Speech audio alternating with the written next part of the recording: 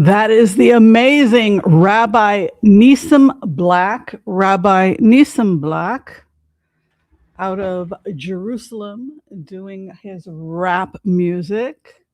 Is he from Queens originally? Does anyone know where Nissim comes from? Started off as a rapper, became an Orthodox observant Jew, and now lives in beautiful Jerusalem. We want to wish everybody a happy Purim if you practiced. If you celebrated Purim, of course, Purim is considered the most joyful day of the year. Yes, in the Jewish calendar. For those people who don't know anything about Purim, we can talk a little bit about it. Great to see you here. I am Whimsy, often referred to affectionately as the Oracle of Whimsy. And as many of you know, America is at war with Iran, and we're going to be talking a little bit about that, why this war happened, how long it had been planned, and yeah, any questions that you guys have about that, how it will most likely, excuse me, most likely wind up, because everything that has a beginning has an end. You know how these things go. Everything with a beginning has an end. So we can talk about that as well. Got to remove that mirror there. Okay, so how is everybody doing? How is everybody doing? Shalom, shalom, as they say. Yeah, so Purim, if you want to read about Purim, it can be found, excuse me, I clear my throat, I haven't spoken yet. You can read the book of Esther. So you can find out about Purim from the book of Esther, but it takes place in Persia, which is now Iran. I think was the name was the name changed under the I gotta clear my throat. Under the Ottomans, is that correct? Excuse me. So yeah, the great irony is that the war started on Purim Day, on the first day of Purim. It's celebrated for 2 days outside of Israel. You have what's called Shushan Purim. And Shushan Purim takes place, I believe, on the 14th of Adar in the Jewish calendar, which is the first month of the Jewish year. Even though Rosh Hashanah, Jewish New Year's, starts in the fall, that's the new fruit harvest. It's not the same as the calendar. The first month of the calendar is Adar, which corresponds with a little bit with Pisces. Right.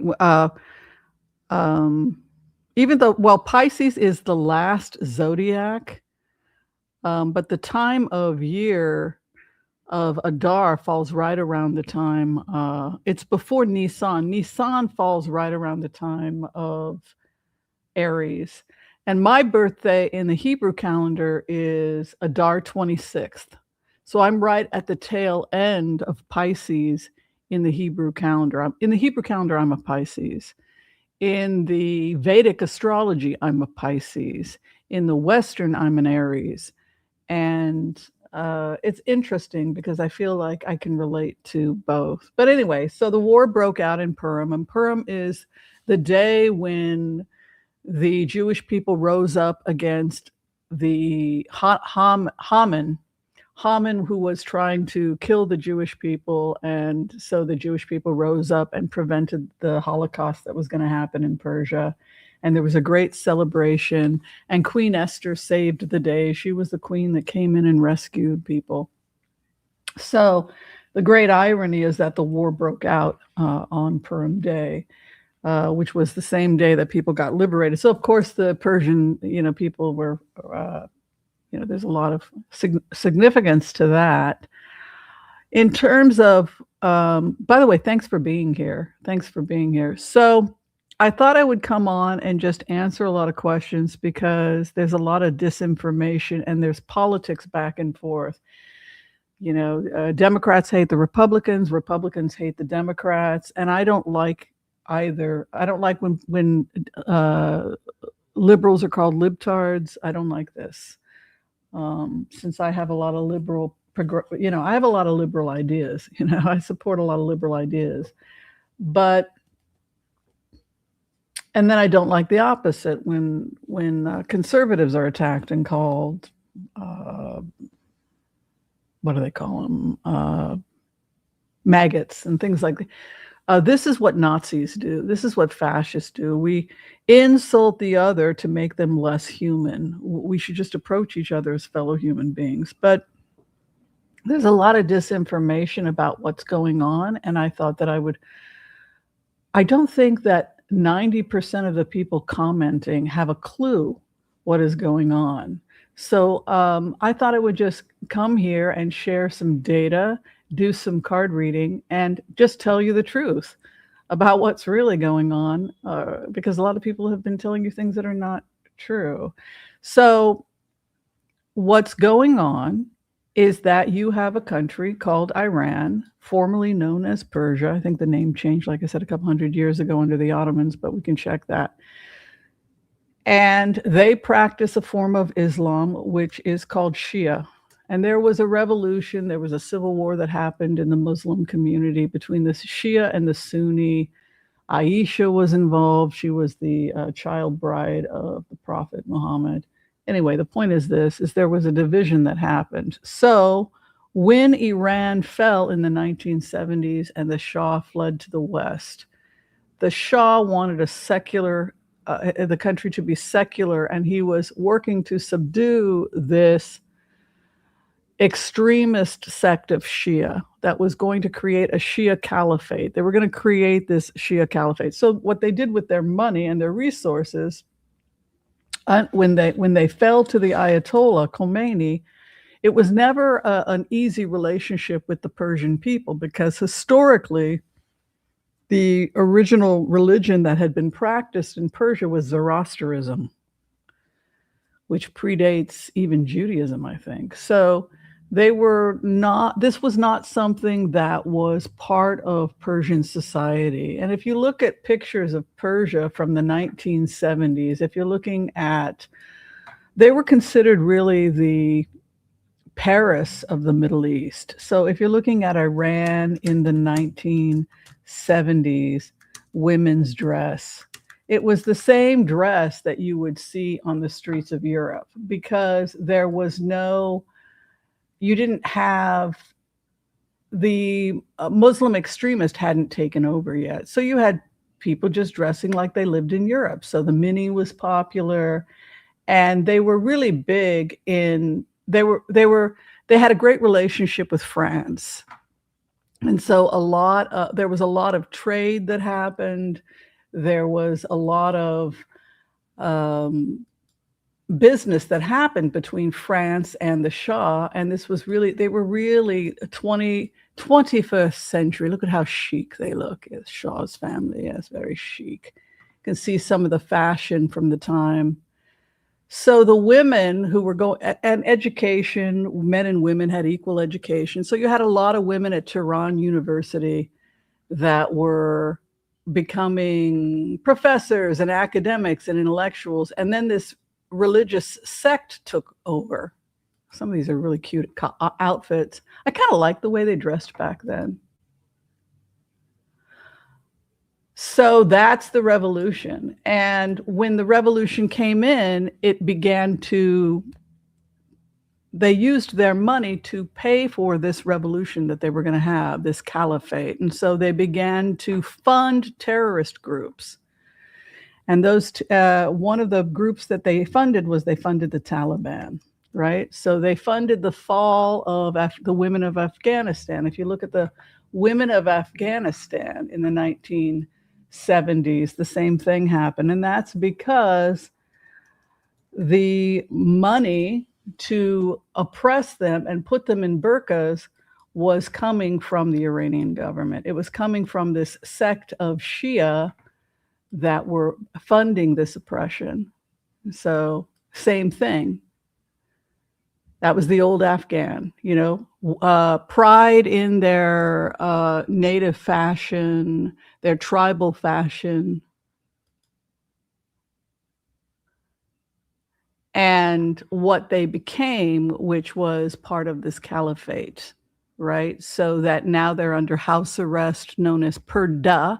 The word is purdah.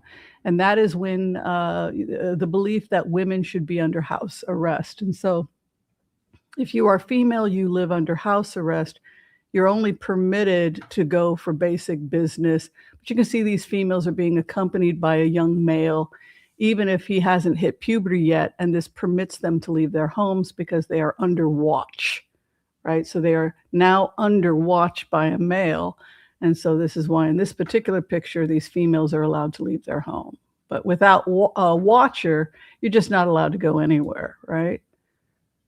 And the blue was chosen because it's the color of the sky. And so you should just blend into the sky and cease to exist, right? So that was what was going on with the caliphate as the caliphate spread from Iran, took over Afghanistan, and is now taking over parts of Pakistan. So if you take a look at the map of Iran, let's take a look at a map of Iran to give you a better idea. And this is just because I'm hearing so much bullshit that I felt, I'm sorry, but that I just felt like I had to come and have a real conversation with people about what's really going on here. So if you take a look, here is the map of Iran. And we talked about trade routes and how trade routes are being obstructed by this caliphate, right? So the caliphate has moved in, his armies, and they've taken over parts of Pakistan and they've taken over Afghanistan, right? So the other scary thing is that Pakistan has nuclear weapons. So now Iran is getting nuclear weapons. So Iran gets a nuclear weapon, Pakistan gets a nuclear weapon, they back Afghanistan, the Taliban is now attacking Pakistan. And so what you have is you would have a broader region of control by Iran. And you would also have 2 nuclear powers instead of 1. Right? And then we also see Iraq is falling. After the fall of Iraq, we're also seeing Islamic extremists taking over parts of Iraq, for example, the kidnapping of Yazdi women. We also see Muslim extremists taking over parts of Syria, right? All the way into Syria. And you have the Sunni on one side and the Shia on the other. The Iranians were also smuggling bombs in to Gaza along with Hamas terrorist groups. So what they were doing is they moved in when Israel pulled out in 2005. They left Gaza. They didn't start the embargoes and start blocking trade until Hamas moved in. So Hamas moved in, slaughtered Fatah resistance, and took over this area of land, which is Gaza. And then the weapons were coming in out of the Sinai, which is right out of here. And this is why you're seeing a lot of military activity building up right here at the border with Rafah. Right? It's because of these weapons that are being smuggled in from Iran. And so what happened was these mosques, by the way, were areas where they were storing weapons, trade routes, right? So on October 7th, they attacked, I think it was at 2023, is that correct? These Iranian-backed Hamas attacked Israel and they killed about 1,000 people. If you're looking here, you can see Nir Oz, Kerem Shalom is one of the crossing points. You can see all these areas were kibbutzes, women raped, slaughtered, taken into underground caves, etc., inside Gaza from these terrorist groups that had been funded by Iran.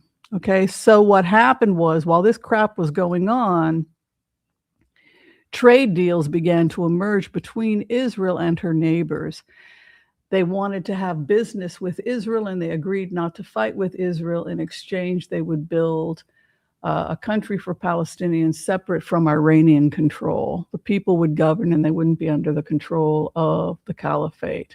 And they would build a trade route. Now, the trade route is really the ultimate issue. And so if anybody wants to blabber about anything, just look at them and say, it's trade routes. So here's the trade routes, right? So we're talking about trade going all the way from Israel into Gaza, back on the border, with a friendly relationship with the people of Gaza. And we're talking about building peace zones so that war will never happen. So when we talk about a peace zone being at the border between the two countries, that's what we're talking about. We're talking about this idea of being invested in peaceful borders, right? So that trade route that's being built is every country that's currently at war with Iran, because Iran doesn't want this trade deal to take place. Here's one unit of that trade route. So here is one unit. So you can see it's shaped like Abraham's tent, and that's because the children of Abraham are building tents of peace, right? So this goes back to this idea of Abraham from the Bible. He had 4 doors to his tent, and anybody was welcome to do trade if they were peaceful, and these were the teachings of Abraham. And so these cities of industry and transportation are going to be built along this trade route known as the Abraham Accords. And that is what this is about. So this is one unit, right? When I was working on this, doing my own contribution to this, I wrote a series of articles about it. And you can find those articles on Medium if you'd like to find out more about peace zones being built along the Abraham Accords and the economic benefit. These are all my articles. And here you have, this is the trade route just inside Gaza, 5.7 billion annually if we can get, and this is for the Gazan people, right? So everybody would benefit. This is my correspondence with the IDF. When I first presented to the IDF through their spokesperson, Jonathan Conricus. And this is what a mock-up of one of these cities would look like. Zones of peace and safety and free trade, open trade. So now they kind of did what United Arab Emirates thought they were going to do, right? They bombed Israel and they bombed United Arab Emirates. And so because they bombed the United Arab Emirates is now involved, Saudi Arabia is involved, Bahrain is involved. Anybody that was part of the original peace accord, the Abraham Peace Accord, that is feeling threatened that we're not going to build this transportation, this trade route. If you feel that this trade route is not going to happen, then you're going to do everything in your power to make sure that the trade route happens, right? So that's what happened. And it was planned a long time ago. It was planned a very, very long time ago. It's part of the Abraham Accords. And I want people to understand also that it was planned before Trump got reelected. And that even though Trump wants to take credit for it, the truth of the matter is that he didn't really have a lot to do with it, because most of this stuff got built years before he got elected. You see the outskirts of Gaza is those red dots. You see those red dots? Everybody see that? I can make it larger for you guys if you need to see it.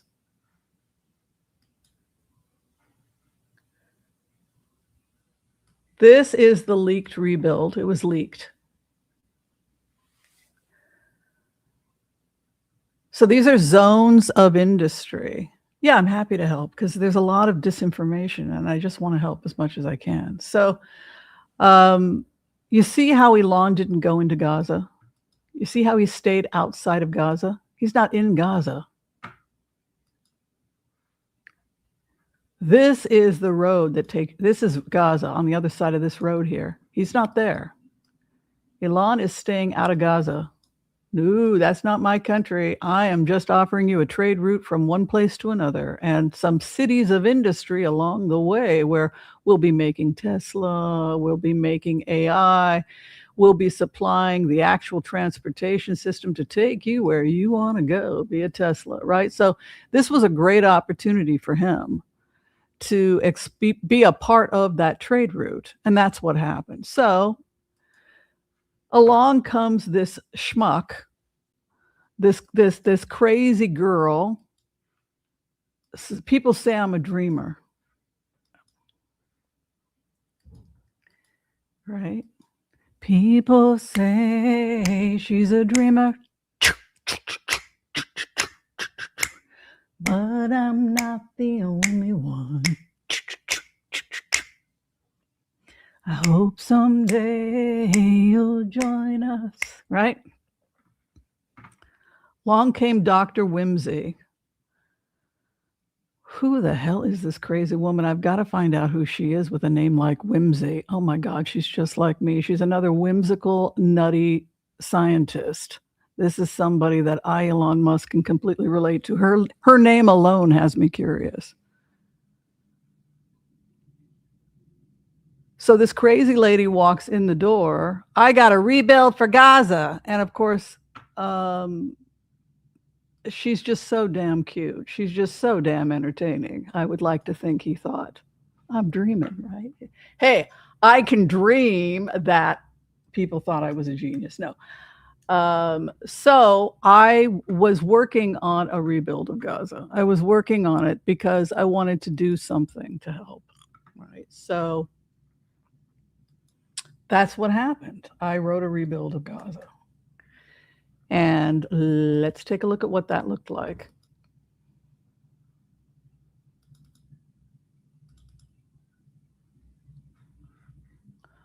Let me see if I can find some images for you guys. I wish that my stuff had been a little bit better organized for today, and I apologize because I'm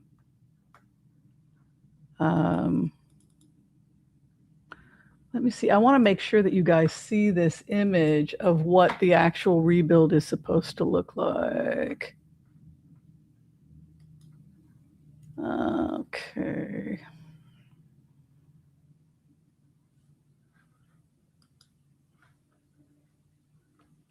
I don't like this one because it's got a big black mark on it. I want to get one that's really good for you guys. Oh, that one's much better. Okay, I found one that's better. I want to show you the best one, right? Okay, so here is what I sent Mr. Musk and the Israelis, and I also sent a copy to Saudi Arabia and United Arab Emirates. You see how I wanted to focus on outside Gaza? You see the correlation between this one and Elon's, what Elon did?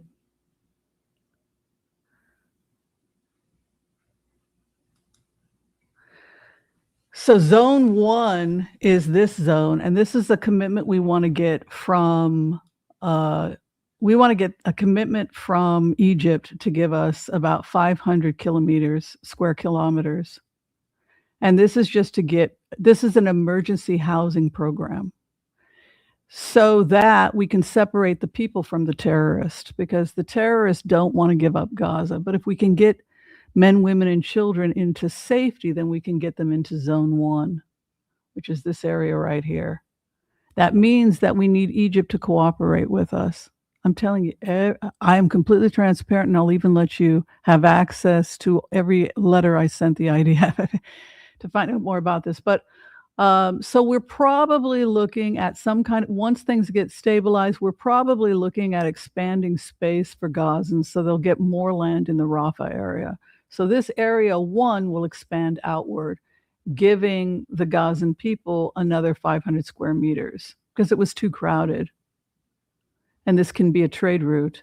This is a subway, and this is subway stop number 1. This is subway stop number 2. Subway stop number 2 is the water. That's Kerem Shalom.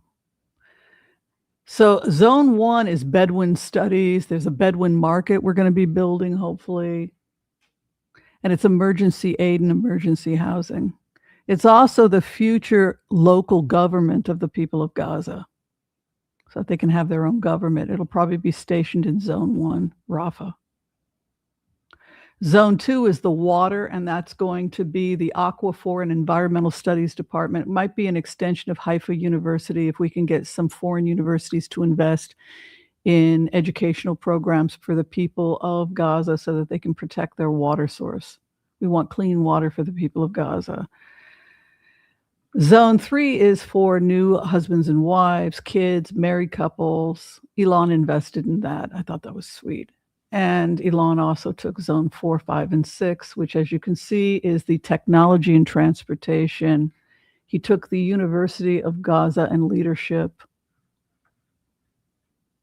And he also took parts of the pier and transportation with day tours. All right. Again, this is outside of Gaza. He's not taking any of Gaza's land. So it's important to note that. So that was what I wanted to do. That is the proposal that I sent. And here's what I got back.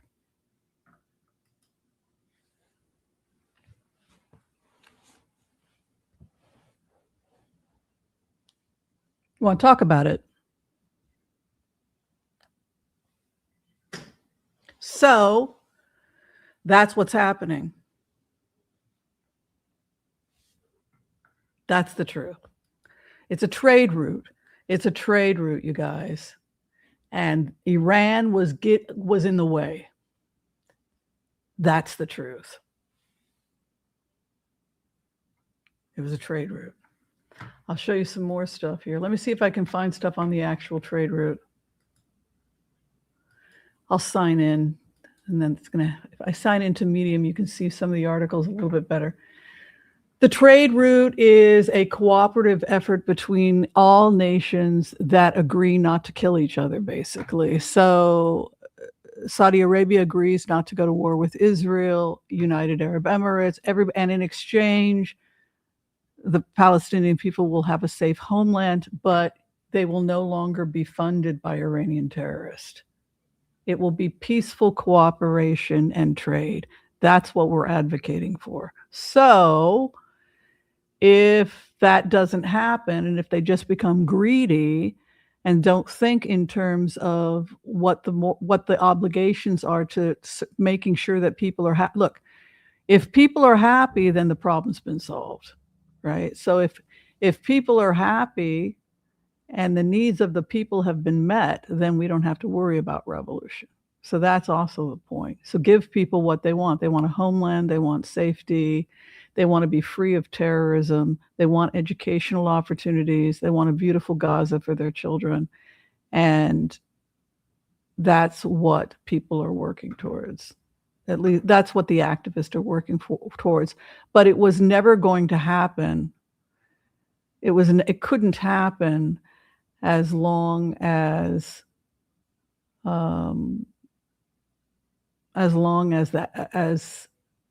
we didn't have control over the land. As long as Iran was paying for terrorists, we were never going to have a rebuild. We were never going to have peace with the Palestinians, and we were never going to be able to create peace zones or a transportation system between the Arab countries. So the only solution was that Iran had to be taken out. Here's an article, Open Letter to the Abraham Accords, about the transportation system. With my undergraduate education, my doctoral degree. Here's another article. Did I get published here in MedCave? Oh, this is my PhD. This is one of my doctorals that I gave them a link to. I don't want you guys to see that. So yeah, so that's what it was. That's the whole story. You know, it was about trade routes. We talked about trade routes over and over and over again, and they wanted to create a new trade route, and that new trade route was the Abraham Accords. And so then the conversation became, well, who's going to be our allies? Who's going to be a part of this new rebuild? If we're going to build a highway between United Arab Emirates, which is going to take us all the way to Jordan and Israel, and everybody's kumbaya getting along, who's going to pay for it, and who is going to be a part of the rebuild? That was the ultimate conversation. And so when you have that conversation, you have to ask yourself, well, what is the future of our relationship? if we're going to have an Abraham Accords, what's that going to look like? Right? Who gets to be a part of this massive transportation system that's going to unite all the countries of the Middle East? That's the next question you would ask yourselves, right? And what I am saying, based on the data that I collected as just an independent researcher, is that that cannot include Russia or Iran, because the only thing they're going to do in their money is plot to take out the West. So you have to dismantle them. You have to dismantle Putin, and you have to dismantle Iranian leadership, because if you don't, you're never going to have a peaceful Middle East. Does that make sense? They will always be there picking fights. They will always be there creating terrorist attacks and terrorizing the people of Gaza, terrorizing the people of Israel, giving weapons to Yemen to fire on Israelis. And then Israel has to retaliate. And so what happened was that Iran became the bad boy that was getting in the way of the peace. Saudi Arabia, they started threatening the Saudi Arabians. You're going to attack. You aren't practicing the true Islam. You're holding the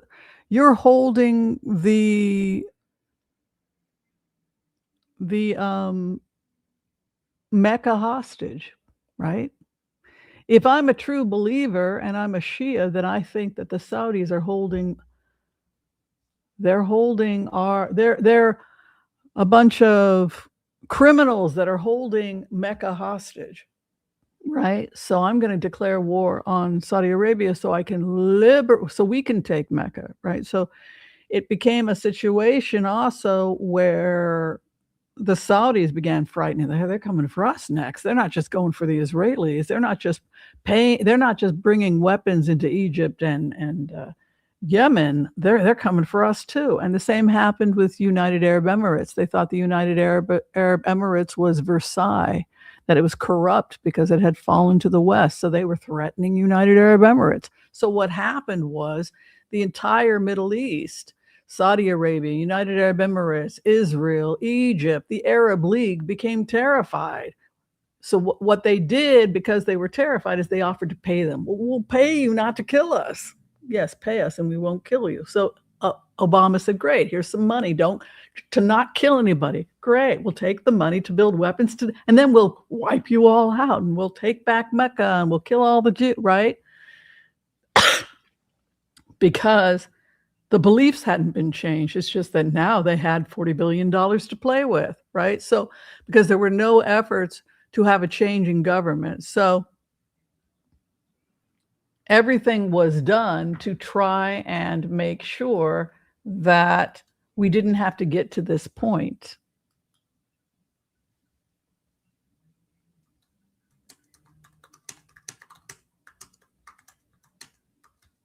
Right? So everything was done. Excuse me. I got a frog in my throat. Everything was done to make sure, and it always came back to the same data. And the same data was that you have 5 phases. Phase 1, you get to cease fire in Gaza, but the problem isn't going to end just because you got to cease fire. Because the problem hasn't been removed. The problem is that Iran keeps sending terrorists into the area, disrupting the whole area. So yeah, you have an exchange of hostages over a period of time between Israel. Excuse me. And then 3, you get to rebuild. But you have to think about tomorrow. You have to think about who the troublemakers are. And the troublemakers were Putin, who was meeting with Hamas 6 weeks prior to the attack, which took place on his birthday, the October 7th attacks. And you have to ultimately take out Iran, because if they are the disease, you got to remove the disease, or you're not going to be able to create the transportation, the trade route. So we got to a point, and Biden got to a point where we had to accept the fact that we were looking at war.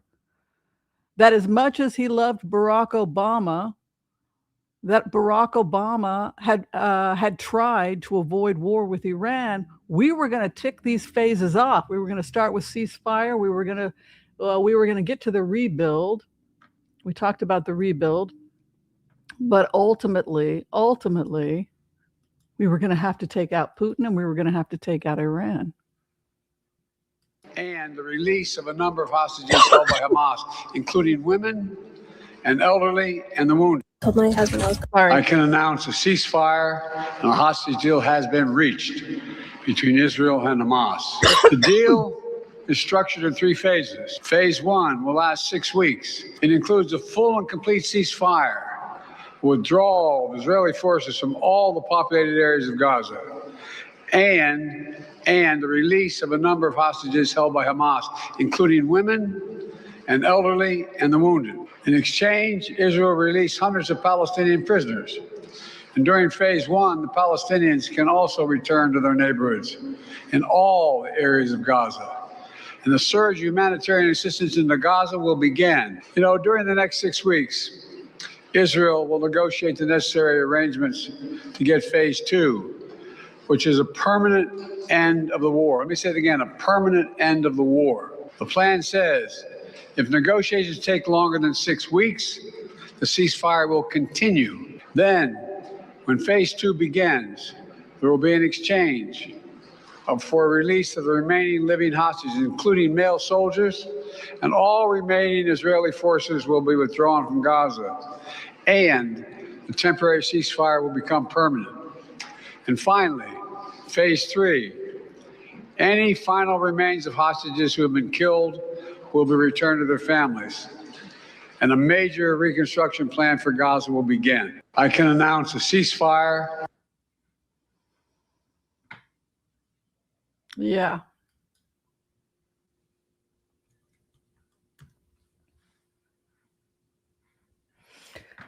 You guys want to talk about that?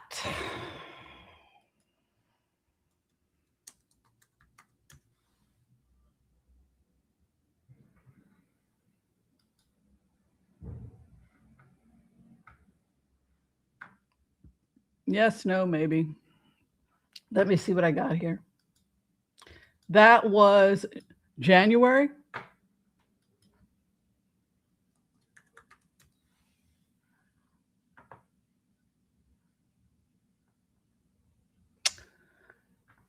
So let me see if I can find what I actually sent. Here's the letters. Here's the presentation on the rebuild sent to Joe Biden in 2023, along with the 3 phases.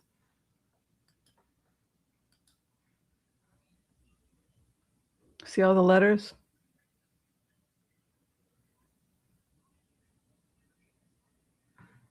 You see? Here to Abraham for the land.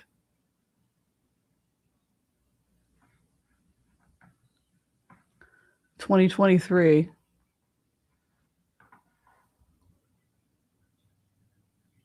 See if I can find. Oh, I had a from 2022. The point is this.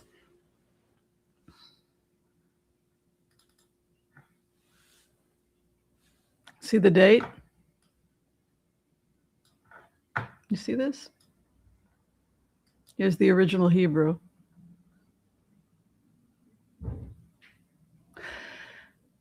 We tried not to get to this point. Do you guys understand? We tried not to get to this point.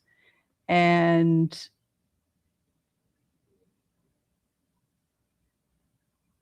I have no doubt that Harris and Biden would have made the same call, because they had been preparing to do this for a really long time. There was just no other way. There was Iran was an existential crisis.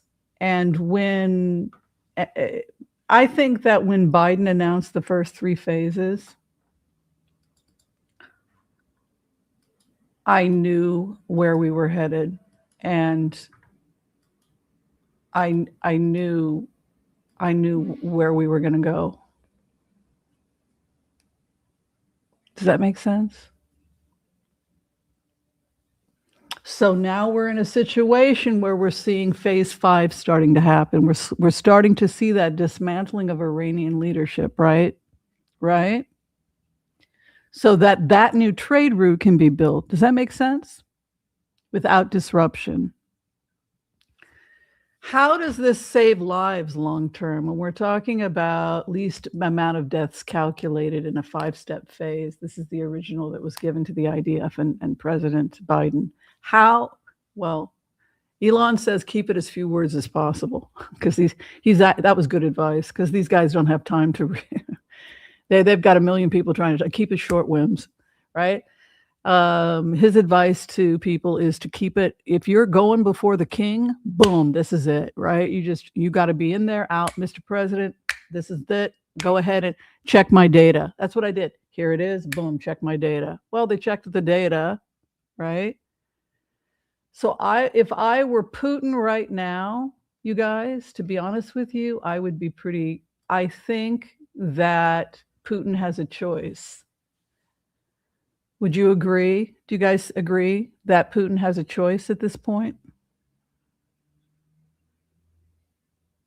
What do you think? What do you think Putin's choice is?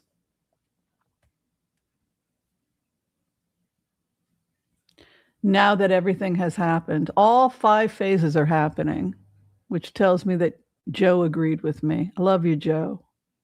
Right? Had nothing to do with Trump. Trump is taking all the glory, but we planned this years ago. I have all the letters.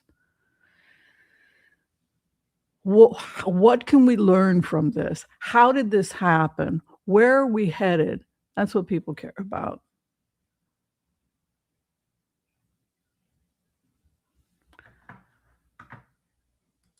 Some people are just unteachable, and Carol is one of those people. She's just, I'm sorry, Carol, but you haven't been listening. Yeah, so like I said, but we'll repeat it. Carol must have shown up late. This was presented to Joe Biden in 2023. So it had nothing to do with Trump owning any. Trump is going to be dead when this whole thing, but it's going to take years.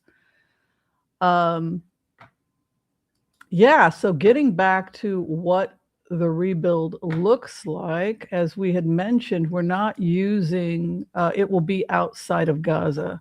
So it's increasing the amount of land. Because if you look at the perimeter, now the perimeter is here. And the reason why we were able to increase the land mass, so they're getting more land, not less, under this rebuild. The reason we were able to do this is because the terrorists are gone. And when you don't have terrorists, you don't have to have 2 miles of safe zone.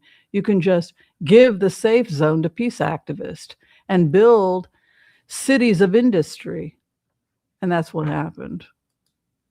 They went in and they decided that they were going to build cities of industry. So who's paying for the education? That's the other question you have to ask yourself. Who's paying to educate Gazans? Like, who's investing in this?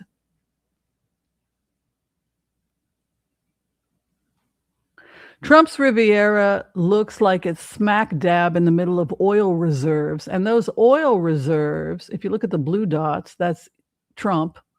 Those oil reserves off the coast, that's what he's eyeing. That is a contract between Egypt and Israel to drill oil. And he wants a piece of that. To be clear what that is. And I wasn't a part of that. I didn't contribute to that. That's, I don't know what the hell they're doing. The red dots is my contribution. It's it's the rebuild that, to get Elon to invest 2.5 in peace zones on the border.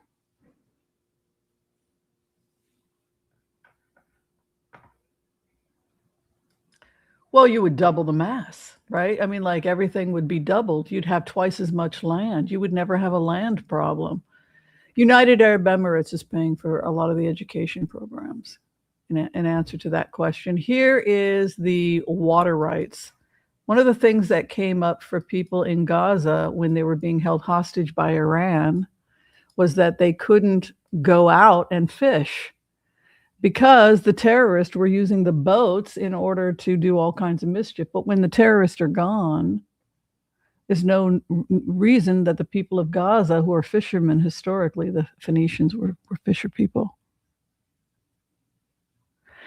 why they can't go out much farther and enjoy more fishing rights, right? So the other thing that happens when Iran falls and is no longer murdering Gazans is that now they're free. They're free. They're truly free. They're free to, the boats can be tagged by the Abraham Accords that I am friendly, I come in peace, you've checked my papers. Well, then since you're tagged and we know you're not a terrorist, enjoy your fishing rights, enjoy your day tours that you'll be offering to people who land in the port and wish to spend a day shopping in Gaza. So it becomes a very different place. Does that make sense? I think I'm making sense. So the original design was something that I did. I wrote it on a paper, and this was the first that when I first sent to Elon Musk and the IDF, this is what it looked like. This is what they started with.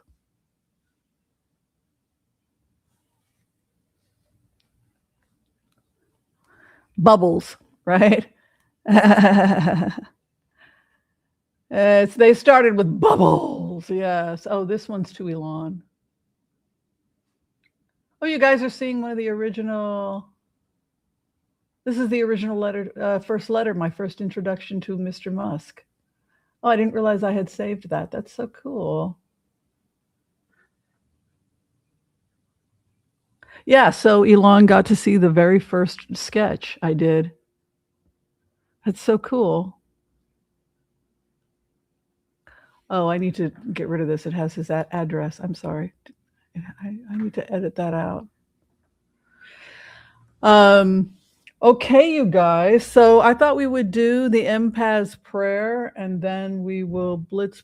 He probably changed it. He's always changing his email. All right, let's go ahead and blitz away, and then we can answer people's questions. Does that help with all the fog? It's a trade route, and Iran was blocking the trade route and paying for terrorists to come into certain areas, and it was a collective decision. Biden 100% would have backed it. I'm sorry that Harris didn't get elected, because I have no doubt that this would not have taken so long under Harris, and Putin would be in jail. So if you go back to, I'm a registered Democrat. That's the other thing people want to know. I'm a registered Democrat. I voted for Biden. I voted for Harris. But the obstacle to the cure was Iran and Russia. You can't have peace as long as Iran and Russia are there.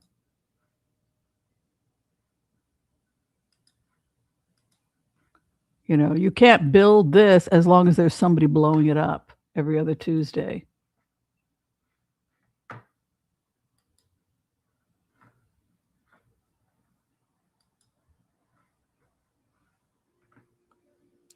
Okay, here's mine and here's theirs. Come on, they did good, right? How could I be angry? I have respectfully requested to be paid, since I think it's pretty obvious I gave a little bit of my idea. I'm not saying I built the whole entire thing. I'm just saying I contributed a little bit.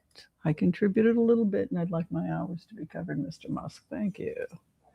All right, let's bring in the empaths. I know enough to know what's going on. Let's just put it that way. But I'm not in any closed door meetings or anything. I'm just somebody who did data collection, who did some independent studies, and Mr. Musk liked my ideas. But I didn't even get paid for my research. It would have been great if I had been, because it cost me a lot of money going back and forth to Israel and everything. Whatever. All right, let's do this thing. Oh, that sounds weird. Oh, wrong side, sorry.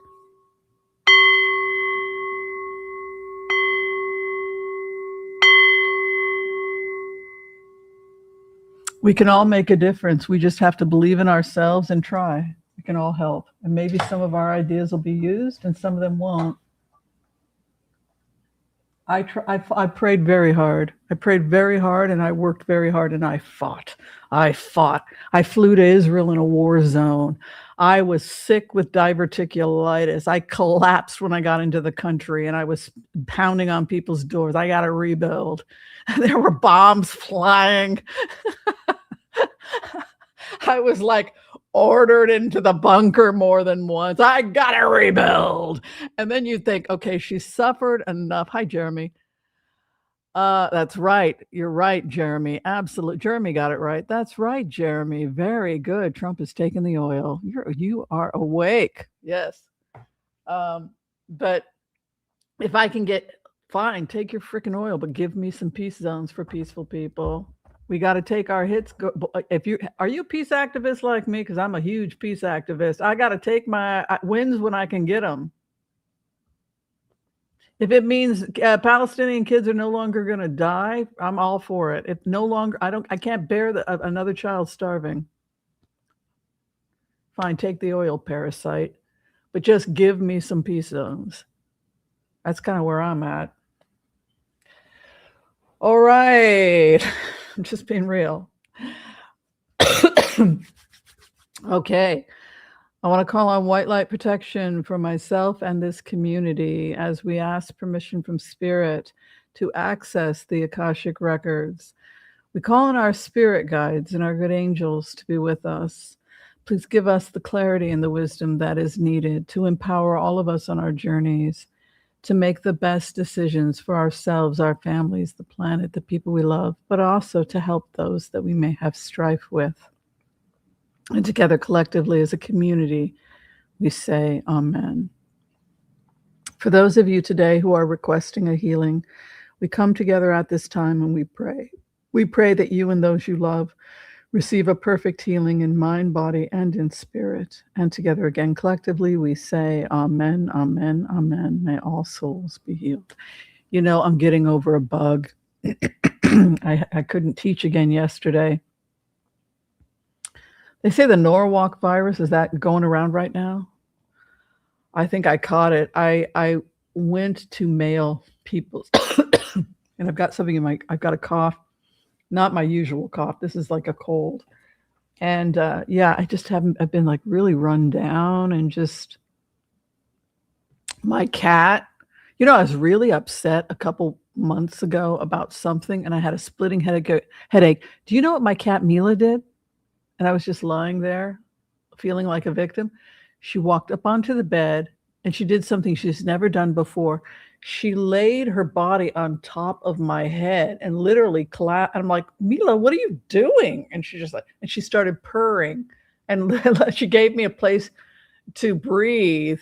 And then I pushed her off her. I went to sleep. I woke up and she was back on top of my head. And I'm like, what is this? And I felt better. And I forgot about it. Like, well, that was weird. That was a weird experience. One of my cat was sleeping on my head, but I was well. Last night, I got, not to get too graphic, but I got ill. I had to cancel class. I got ill. And I made myself some chai and I went to bed and I was lying on my side and I was like, I really hope I don't get sick again. And I was just like lying there. And Mila jumped up and she started lying on my stomach and she began purring. And then same thing. I'm like, what are you doing? I pushed her off and then she crawled back on. And I was like, I give up. And I fell asleep because I was sick. And when you're sick, you sleep more. Hi, Jeremy. Good to see you here. I woke up in the middle of the night. I had broke a fever. The sheets were soaked and my stomach didn't hurt anymore. Isn't that crazy? Isn't that weird? So I think my cat's like doing something. Isn't that weird? Yeah. All right. So if you guys have any questions for me, we can blitz away. Hi, Patricia. Patrice is here. Paula, my beloved Paula. Yeah, she's a healer. Hi, Imchurst. Good to see you. Linda, good to see you. I just want people to know, like, I know Trump is getting credit and he's talking about all this bizarro stuff like, I'm going to build the Riviera on the sea and blah, blah, blah. Tell the old man what he wants to hear. I mean, this is so much bigger than Trump. You got to get past that. This was years before Trump. They've been building this so many times. We tried to cut a deal. Obama tried to cut a deal with Iran. It was disastrous. Many people died as a result of that deal. And Biden said he was not going to make that same mistake. So I have no doubt Biden would have made the same call, because it had gotten to be, when Hezbollah moved it, look, they did a lot of bad things. They also killed hundreds of U.S. servicemen. They moved into Lebanon. They were going to take Lebanon and make Lebanon part of their caliphate, right? And so they ended up killing 300 and something U.S. servicemen. So it became, every effort was made not to work with the Iranian government before this decision was made. And like I said, I have no doubt that Biden would have made the same decision. And they have made the same decision when they made the decision to take out Libya. Right? So people don't want war, but sometimes you have to go to war. Yeah. All right. We're going to blitz away. Does anybody have any questions while we blitz away? How does MAGA really feel about the war? Well, I see the future, right? And the Abraham Accords are the future. And so imagine how amazing the Middle East is going to be when you have a massive highway and transportation system. Imagine the loop, which can get you, hundreds of miles in like a matter of a few minutes. These vacuum-packed, sealed things that Elon is creating, that's going to take you from Gaza to Dubai in like 20 minutes. The place to be is Gaza in the future, right? So the people of Gaza will have the best educations. They will have 6 separate oasis zones, right? So we're talking about 6 separate zones in addition to owning Gaza itself. So the reason why Trump is not going to get what he wants is because the United Arab Emirates won't allow it, and because Saudi Arabia won't allow it. Syria won't allow it, the new head of Syria. The only way this deal is going to go through on the Abraham Accords is if we honor the oasis. The good news is that they're paying for it too, right? So the Abraham Accords is going to pay for it. So they will tell Trump whatever they want to hear in order to get this happening. But that doesn't mean they're going to give Trump what they want. What they want is peace and trade, not to entertain some narcissist who's probably going to be out of office sooner rather than later. We have to think in terms of what's going to happen the next 20, 30, 40, 100 years from now. And that's what leaders in the Middle East are thinking about. So if they tell some old man what he wants to hear, so be it. I am very proud of what I have done. And I think that if people compare my work to what has been adopted, I would like to believe that parts of my ideas will be included in the rebuild, because it certainly looks a lot like my rebuild. And that just makes me thrilled. It makes me so happy, because it means that they're going to have so many amazing things. I'm so, so grateful when I think of the amazing things that are coming for the people of Gaza. And it is their heritage. That's what's so beautiful about this people. This is the true heritage of the people of Gaza. You know what we're giving the people of Gaza? We're giving them their own history back. We're giving them we're returning back to them what ultimately, not a bunch of crazy terrorist foreigners coming in from Iran. No, we're giving you your real history. We are lifting you up by giving you your heritage back. So what I love about Zone 1, which takes place at the border between Egypt and Gaza, is that is the seat of their new government. Isn't that awesome? That is where the new government of the people of Gaza will be. That beautiful Zone 1, that dove of peace you see between Egypt and that Rafah area, that is the new government. That is their new White House. That is their new parliament. All of that stuff, that's where it's going to be. And emergency aid housing and a huge shuk, a huge market. So imagine being a tourist. Imagine Linda. I know Linda. Imagine the Rat Man. You decide to backpack. So you take the Abraham Accords loop. You take their subway system. You say, gosh darn it, I'm going to visit the Abraham Accords. So you start in Dubai and you take the shuttle and you enter at Zone 4, Nahal Oz, and that's near Sderot. And you visit their tech hub and the transportation system. And then you take that Max subway line, Zone 4, and you take it to Zone 5. You visit the university. It's going to be like the University of Dublin. And then you take it to Zone 6 and you see the pier. You take some day tours. You have a little fish at the Sheraton Hotel. Maybe you check in at the Sheraton. And then you get back on the subway and you go 6, 5, 4. You bypass 3 because it's boring. It's just a town with people living in it. You can visit, but there's not much happening in Zone 3. It's the quiet area. I wanted to give Gazans a quiet place to get away from the tourist. This is our families. This is where my kid goes to school. We are a quiet place. You can stop here. There's a couple small coffee shops, but for the most part, we don't encourage tourism in Zone 3. It's like your pet Labrador. It's like, you ever see those film footage where the lab is trying to get away from the kids? I love you, but I need some space, right? That's Zone 3. Zone 2 is the Aquafor, and that's the Environmental Studies Department. Yeah, that's the Environmental Studies Department. That is where the Aquafor is. I'm hoping Haifa U will come in. Yeah. So you would be able to take that subway, stay in Zone 6, spend a little money, and then hop back on the train exiting from 4 and take a subway to Jordan and visit Jordan for a week. And then you can get back on the subway and hit Tel Aviv, hop in Tel Aviv, and then take the subway to United Arab Emirates. And then from United Arab Emirates, you can take the subway to Saudi Arabia.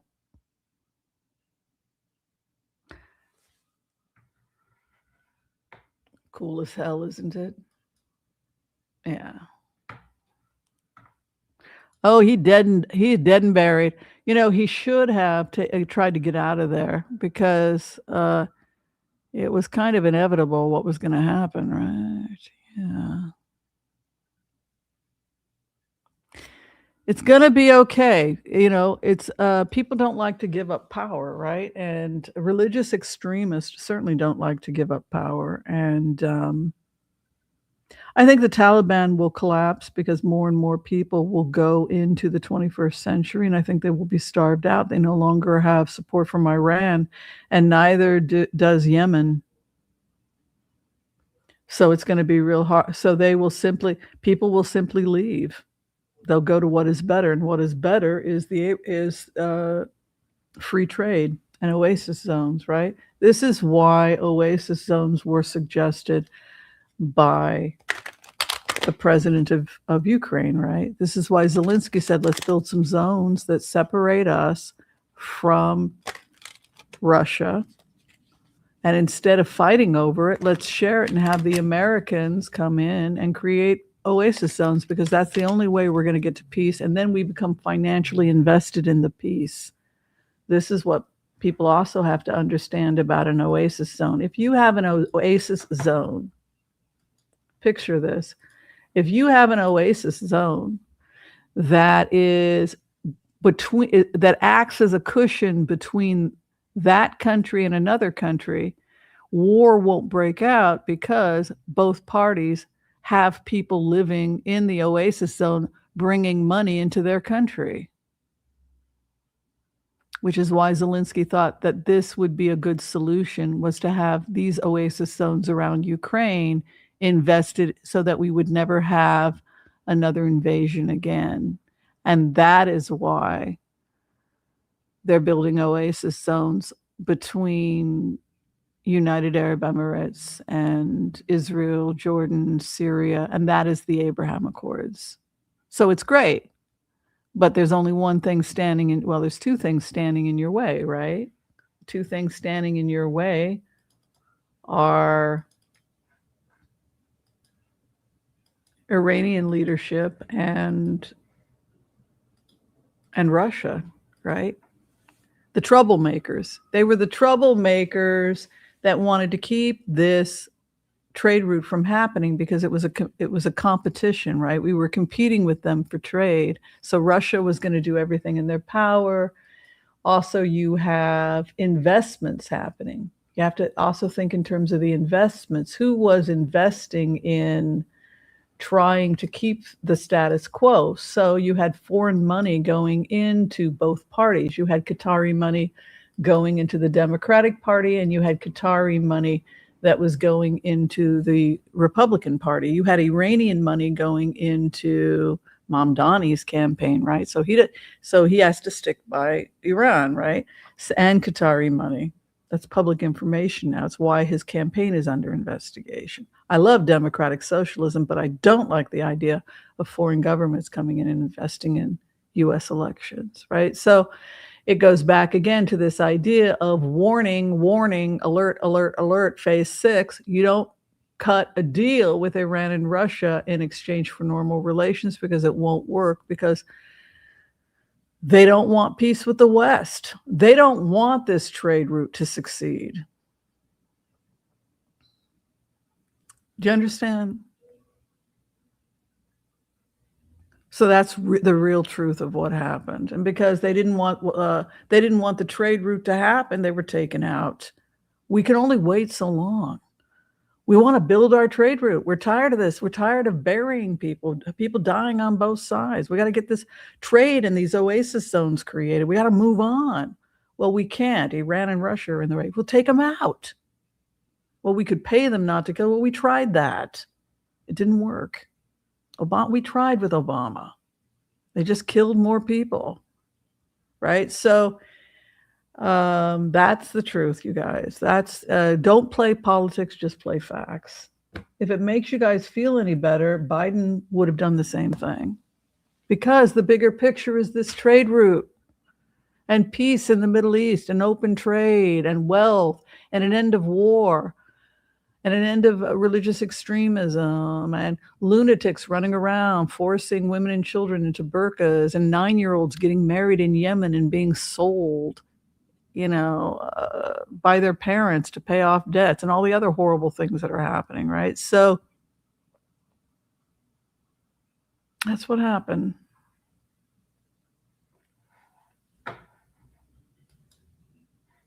That was it. That was what happened.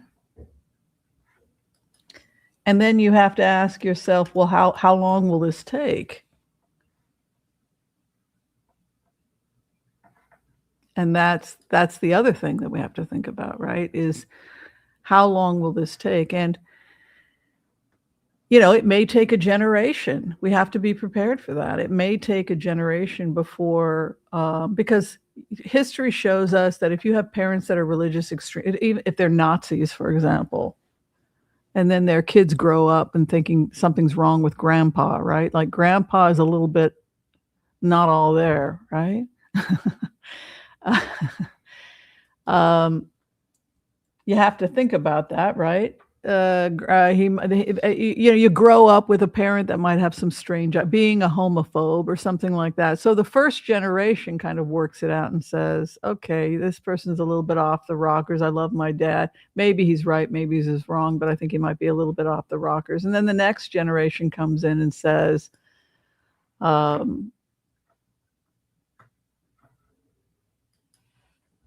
no, grandpa was nuts, right? So I'm looking for that. Oh, I'm sorry, I can't find. Oh, is this it?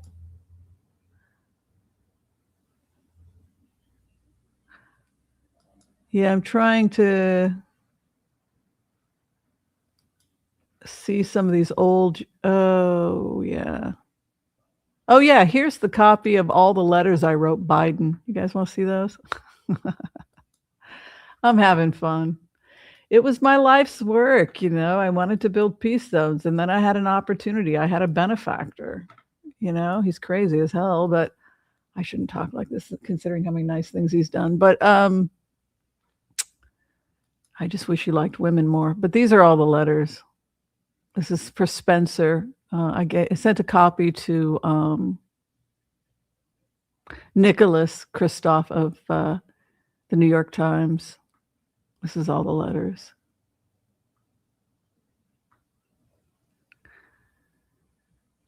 Yeah. I'm proud. Dang straight, I'm proud of myself. Yeah. Yeah. Peace zones. Yeah. I'm a lefty. I didn't think it was going to turn out like this. I thought that it was all going to be Joe Biden, Joe and Kamala. I thought that it was going to be there. Well, it still can be. You know, let's see what happens in the midterms, how we can contribute.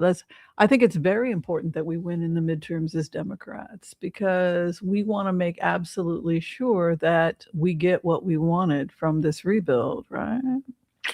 People, we are liberal.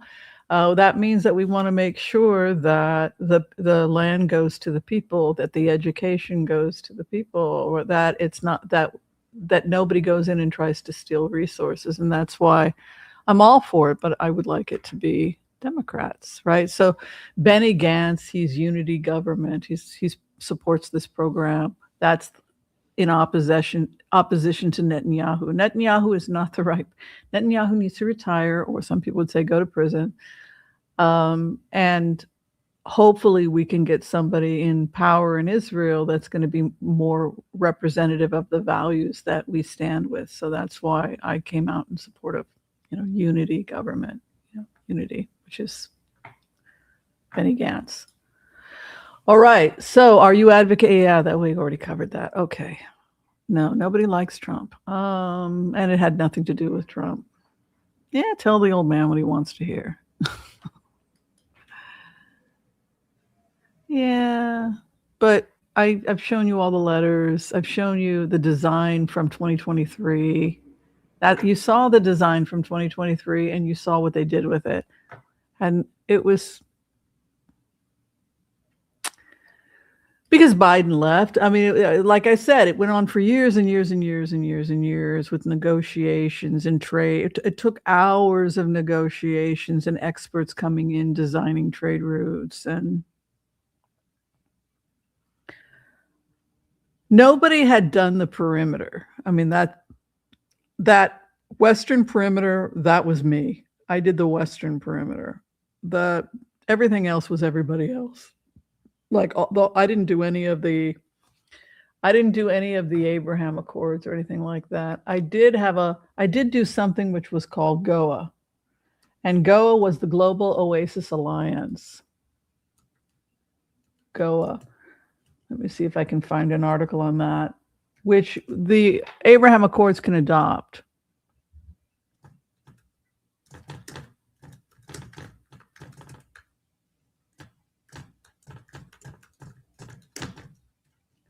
Something down on this? Oh. So I will give a link to that so you guys can see a typical lefty inserting my opinions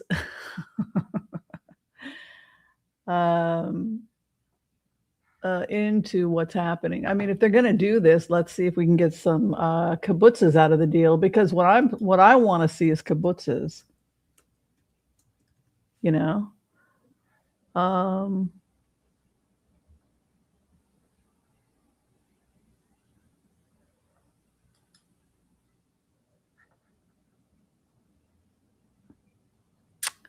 I need to stop being so pissed at the world. Like I look at some of the articles I wrote in the past, and yeah, I kind of do have that. I get a little cranky. I got a little cranky. Let's see if I have.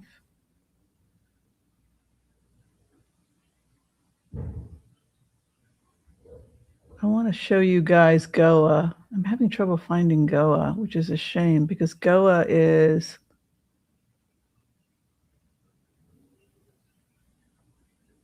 Goa. Here it is. This is Goa.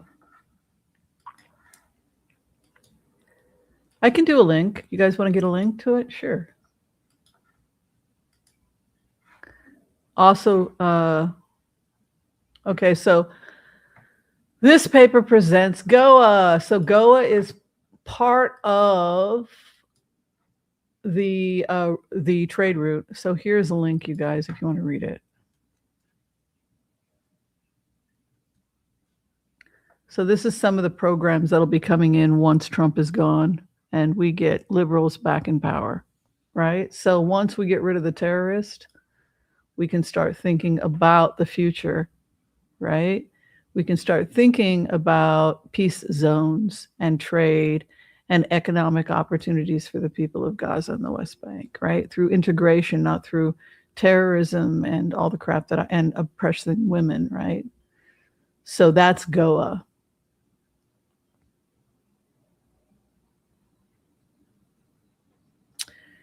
And this is also the money I'm requesting going into Abraham Accords and the global trade that they'll, if treat people like people, it's $350 billion of trade if we decide to treat people like people, right? So it is good for us financially to treat Palestinians like people, right? So that is the point. We are the world, right? So it's the same thing of getting this support from the world that peace is a good thing to invest in, right? Peace is a good thing to invest in. Yeah. There you go. You know all my secrets. There you go. Okay. How do we deal with the every other Tuesday stopping Russia and Iran? That's the good question. Well, Iran is no more because the Abraham Accords nations are going to create a pan-Arab peace community that will be policing Iran while they develop free and fair elections. That's probably what's going to happen. Because Iran is bombing United Arab Emirates. They're threatening Saudi Arabia. They're threatening to destabilize and take over the entire Middle East because they're crazy. First card, the Hierophant, right? So you kill our crazy lunatic who thinks he speaks. Our Pope will just elect a new Pope, right? So it's this idea of not being willing to give up the power, right? So this idea that Iran, it's so interesting that the Khomeini, I always see him as the Hierophant, which is dark aspects can be dogma and the opposition back and forth Two of Pentacles. So he got in the way. And when it became obvious to the entire Arab world that they were never going to get their trade out, that they were always going to have problems with infrastructure as long as Iran was around, they decided to take them out and to move in. So we'll probably see Saudi troops. We'll probably see United Arab Emirates. We'll probably see the United States. I don't think we'll see Israel. But, and I think that the end result is that the Pan-Arab League will come in and stabilize the area. You don't get to fire bombs at all your neighbors. Now, that brings up the issue of Pakistan. What's going to happen to Pakistan? Because Pakistan borders, right? Pakistan borders Russia. I mean, Iran, right? So if we're looking at Iran, what's the problem with this Shia fundamentalist? What is the problem with that? The problem with that is that everybody's fleeing to Pakistan, right? If you are part of this crazy sect and your days are numbered, where are you going to go? You're going to flee into Afghanistan and Pakistan. And that's what's happening. So this border here is a problem. And what do you think we're going to have to do? What do you think we would have to do with this zone? It's very obvious what we're going to have to do with this zone. You've been paying attention. Oasis zones, right? Yes.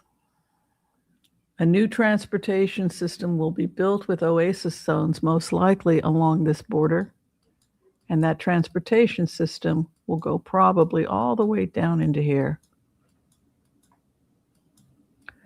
acting as a cushion of mutual investment so that you never have war. That's the solution. It was discovered by the Bedouins thousands of years ago. Here we have Tehran. Here we have Baghdad. Also, we're seeing extremists starting to happen around here. So more oasis zones, right? And that's the Abraham Accords. And they're secular, right? So if you go on the website and you say, well, what do we believe in? We believe in live and let live, that your religious beliefs are personal to you. We don't inflict them on other people. And we believe in open trade in keeping with our heritage and our tradition as Bedouin. And what the Jewish people and the Saudis, the Muslims, the Arab world have in common is that we are Bedouin. We are the people of the Bedouin. We are the children of Abraham, who was a Bedouin man. He was like a Bedouin, and he left Iraq. 4,000 years ago, close to 4,000 years ago, he leaves Iraq, right? He leaves this area, because there's war. To avoid war, he leaves, right? And he goes all the way. He does what a man does best. He goes west, young man, go west. And he finds himself in what is Beersheba, right?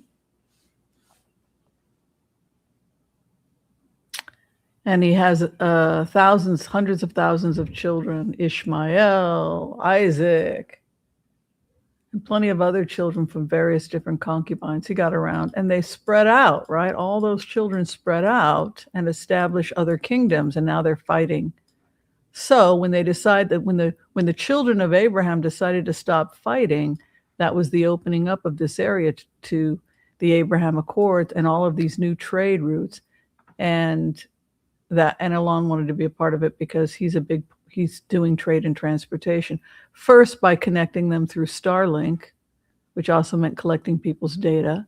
We can talk about that later. And secondly, by actually doing the trade route, right? Oasis zones all along here. You see that? See these trade routes that are going to start to happen?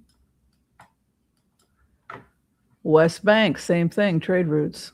Here's Beersheba. This is where Abraham settled. And that is where we will have an oasis zone. Many Gazans will come from Beersheba, and we will most likely create oasis zones in these areas.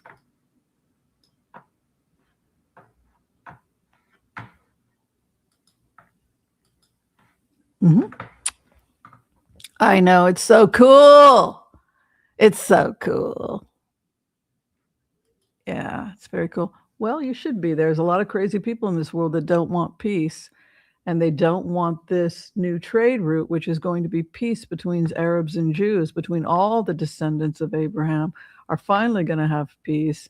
And there are people that have a problem with that. They don't want the Jews and the Arabs, the Muslims to get along. They want us to continue to kill because they make money off of it.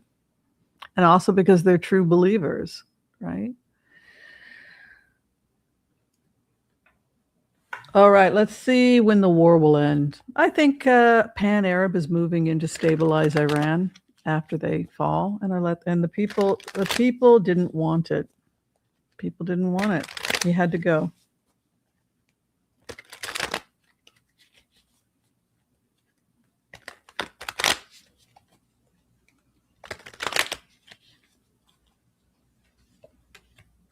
Archangel Michael, the sword of truth, is coming over the land at this time. The house of opposition, who is an obstacle to peace. Two of Cups, we're going to get a peace treaty with Iran. Hopes and fears, the economic impact. And the final outcome will be an end to the war. It will be a good and prosperous spring. Final contracts will be signed around winter of 2026, 2027. Because the Knight of Pentacles is a Capricorn. It ends during the time of Capricorn. Here's the treaty. They will hang up their swords. You know what I'm curious about? Anybody besides me wondering what's going to happen to Putin now? I mean, think about it. He has just lost one of his number one allies. Isn't that crazy? Yeah, like what's going to happen now? Boots on the ground. That's a really good question. Well, they're going to have to watch that border because, like we've said, the border is a problem. Because you have religious extremists coming in from Afghanistan and Pakistan, right? That border that has to be secured. Trade routes. It's always about that, right? That's why the last 5 to 7 years now, we've had this channel and I've kept saying trade route, trade route, trade route, because I didn't know I was going to help contribute to it. I didn't know I was going to be able to have I recognize that I'm a small egg in this, I haven't been invited to any meetings. I'm just a little data person, but damn, I'm proud of myself that I got it right. It's like, yay. Please cover my research hours. U.S. boots on the ground. They are, like I said, this was planned years ago, so they know what they're doing.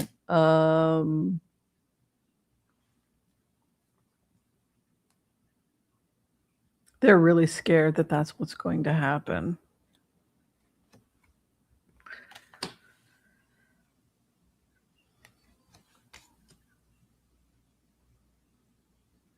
This regime is over. It never took off. It never had greater than 40% support, and that was why it wasn't the internal sabotage. They had so many people in intelligence that were turning around and sending everything over to the Israelis and the Americans that there's no way that they could continue. They simply didn't have support. All they could do was arrest and kill as many people. They were killing thousands anytime somebody would spy or hand over information. So they were just killing people left and right.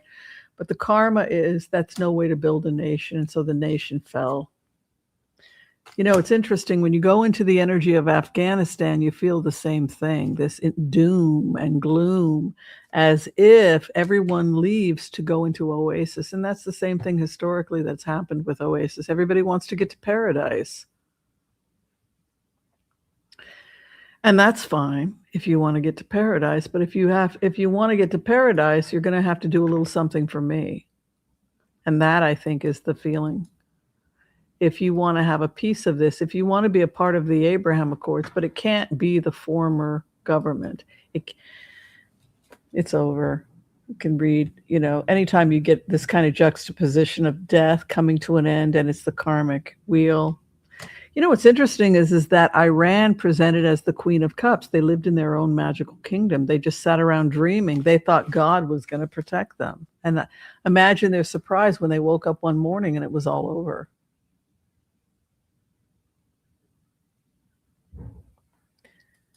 Yes, this is very true. So what's going to happen with Trump? Why are we seeing, he's, put yourself in the shoes. You've been planning and building this transportation system and you're trying to end these wars. You're going to tell Trump, and he gets, you give him a compliment, he'll do whatever you like, right? So they're playing him in order to build this new, I think it's fantastic that they're building this new transportation route. I don't think it has anything to do with him. I think it's too many countries, too much money. I mean, if you look at like the article on Goa, how much money is coming in from this. There's when I looked at the numbers and when I sent everything, when I was just crunching numbers just for Gaza alone, $350 billion a year in trade just for Gaza. I knew it was over. This is over, right? There's no way. It's not going to happen, right? It's just not going to happen. It's just not going to happen. When you get money, like when you get those kinds of numbers coming in on a trade deal, and somebody is saying that they want to continue to fight and scream or whatever, but when I was crunching those numbers, just the money that I was looking at, when I started looking at those numbers, I knew Iran was done. I just knew. When I started crunching those numbers, that was it. Oh, you're finished. You're so done.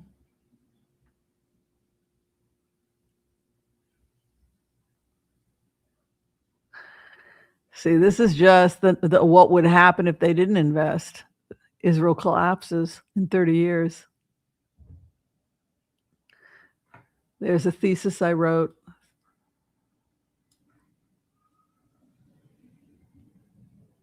$30 They have 30 years if they don't do this. Here's all the data.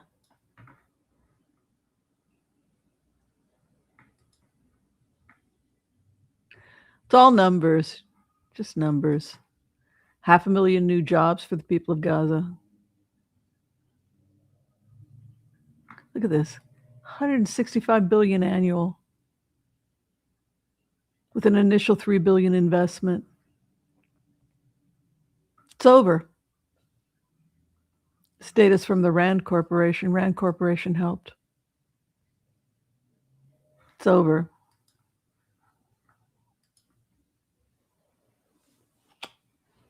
There's no way the United States wouldn't have taken that deal. And you would have taken the deal too, right? So, yeah.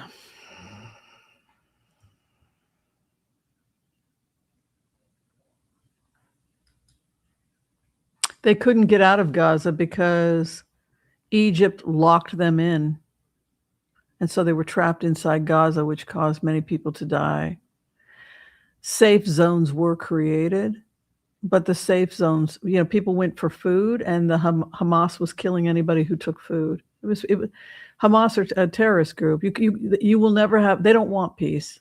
They want war, and that's why that's why there was no way that there was no future with Iran. It wasn't possible.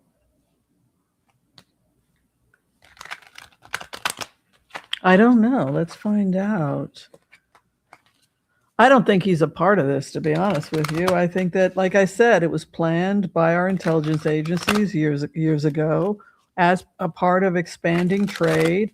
We tried everything in our power not to get to this point under Obama, and Biden saw that, and Biden saw that it was a mistake and that it didn't work. And so he would have ordered the strikes. And do you know what would have happened when Biden ordered those strikes? He would have been attacked by the Republicans who said, no more foreign wars. What are you doing, Biden? Y'all Democrats just love war, right? So the war was going to happen. So what happened when Trump got into office? He didn't want to do this. Do you understand? Trump did not want to do this because no more foreign wars. So we had now somebody in the White House that was going against what Biden had set up. And what Biden had set up was the 3 phases and had said he was going after Putin. So we had Biden adopting the first 3 phases, and we had Biden saying that he was adopting the 4th phase. Right? In his own words. Years before Trump got into office, right? So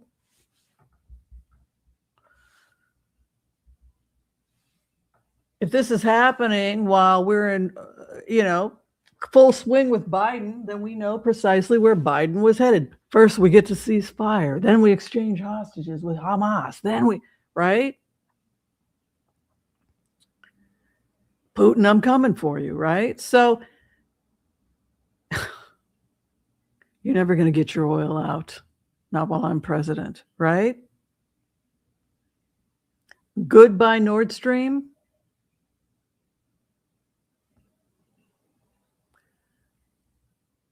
If Biden had been able to do so and been in good health, this bombing would have happened sooner.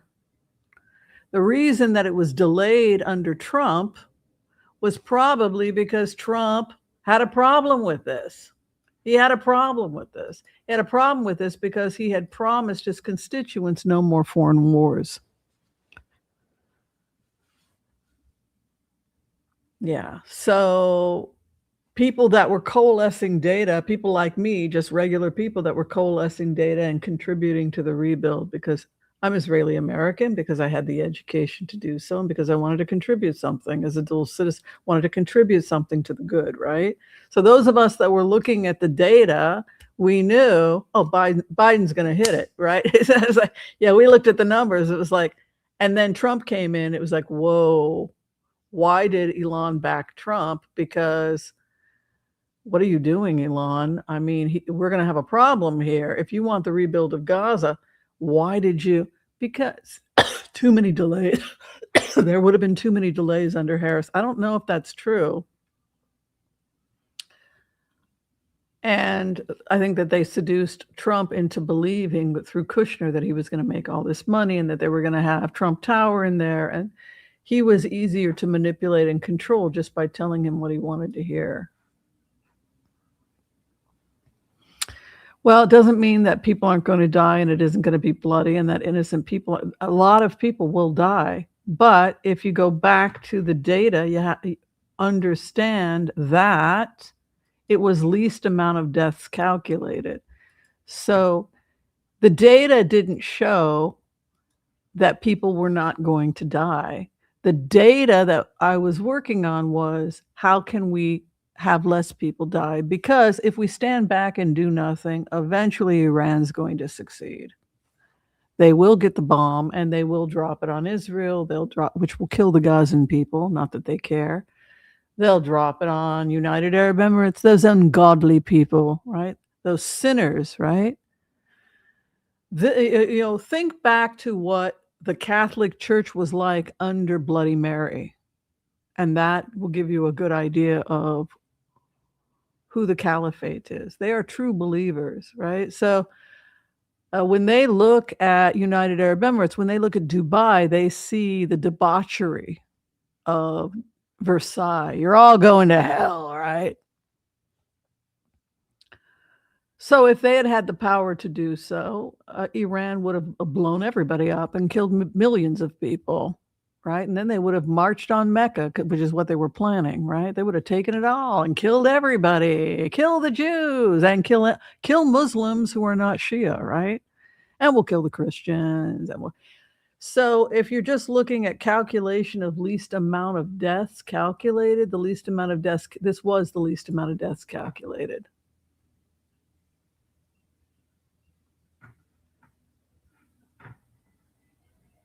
Which is, again, is not to say that people won't die. People will die. People are going to die. People are dying. But how many more are going to die if the Taliban wins in taking Pakistan, which has a nuclear weapon? When people say, one of the most moronic things I've heard, which makes me want to rip my hair out, is when people say, it's not for us to dismantle the Iranian government. The Iranian people need to do it themselves.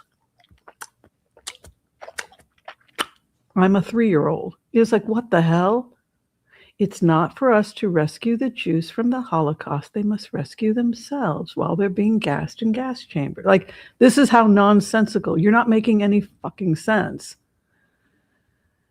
They're doing everything in their power to get their country back. They're dying in the streets. They're being hung in the streets of Tehran. Gay people are being hung and thrown from buildings. There comes a point when you don't just let the psychopaths slaughter all the gays, murder all the women, rape and kill all the women, and throw them in burqa. You have to save yourselves. What are you living in a freaking fantasy world? Do you not just people from middle-class backgrounds who grow up, they have everything. I'm sorry, but you've had everything given to you. You haven't a clue what it's like to be living in Afghanistan as a woman who's just had your beautiful baby daughter ripped out of your arms and sold to a pedophile. It's just, you have to save yourself. How's she going to do that? How's the 6-year-old girl who's being raped on her wedding night by some pet Pete who shouldn't have a wedding night? She's 6 years old. How are you going to save yourself when you're getting on a bus in Pakistan and it gets boarded by Taliban supporters that put a gun to your head and blow your brains out because you're a 12-year-old girl who's taking an algebra class?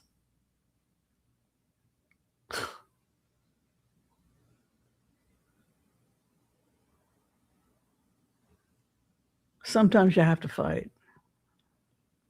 Sometimes we have tried.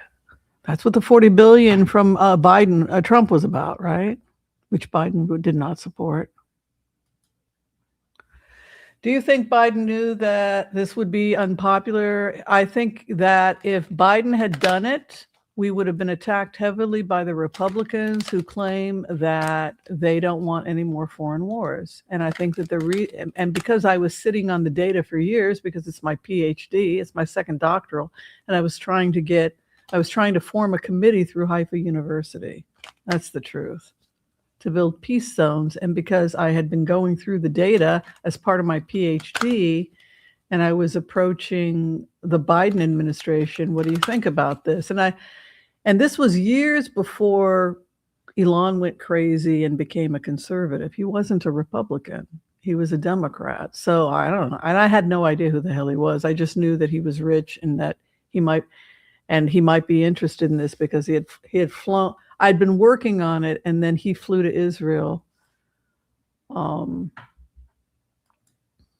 He flew to Israel October. When did he get in there? Was it October 21st?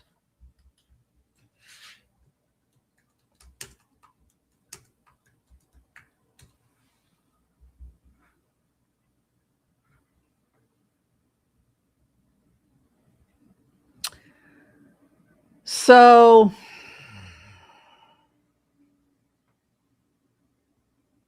what happened was that I was working on the rebuild, and then Elon showed up, and I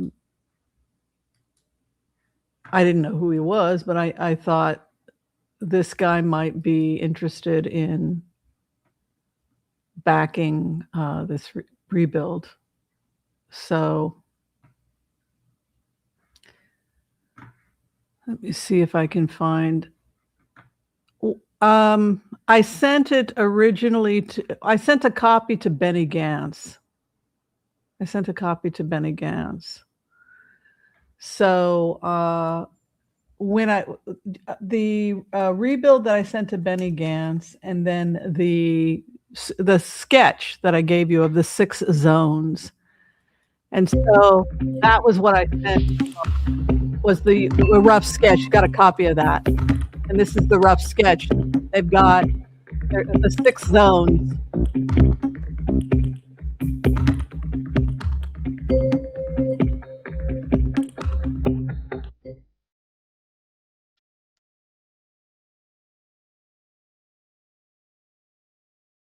It's on the perimeter. 1 is Rafa. 2, 3, 4, 5, 6. There he is, hand on Rafa. Look. See where his hand goes? That's the first one he goes to is the second zone, and the final one is the first zone, which will take place in Rafa. 1, Kerem Shalom. 2, 3, 4, 5, and then down, bottom. There he is, Rafa. See? So that's what happened. Well, thank you very much. I think I did a very good job.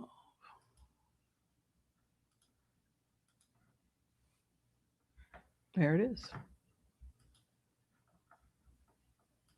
Is this what you meant, Mr. Musk? Is that what you wanted, Mr. Musk?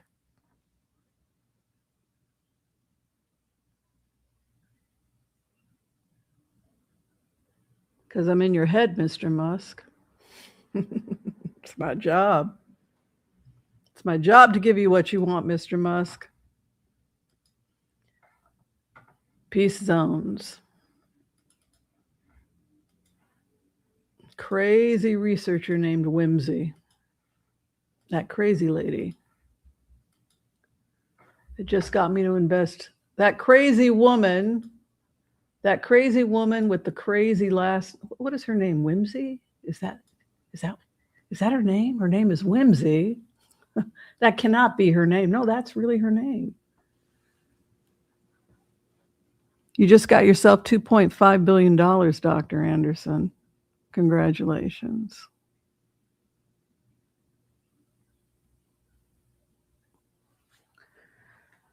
So, I am nervous because it's supposed to be something very different when I gave it to Biden versus Trump might have a very different opinion. Know what I'm saying? Mm-hmm. Do you think Biden knew it would be unpopular?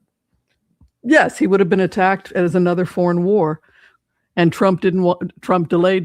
We have to do this, Mr. President. No. Maybe we can pay them. Well, we'll just pay them. We'll have a meeting and we'll pay them. Mr. President, with all due respect, that's what Obama tried and it didn't work.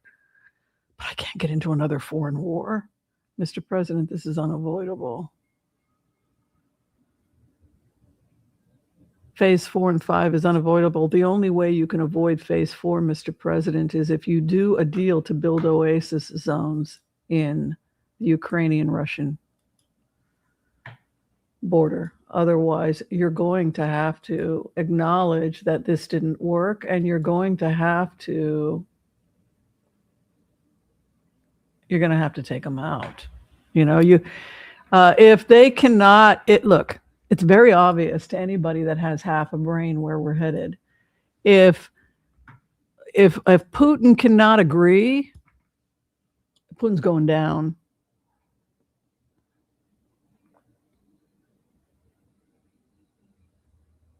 They had to sell it to Trump. They had to seduce him. They had to tell him he was going to have a Riviera. They were going to have to tell him whatever he wanted to hear. And you can be sure that Elon is laughing his head off because Elon Musk is saying, I didn't go into Gaza. Who, me? I had nothing to do with it. You pushed to get this guy elected. Well, yeah, to get the program started.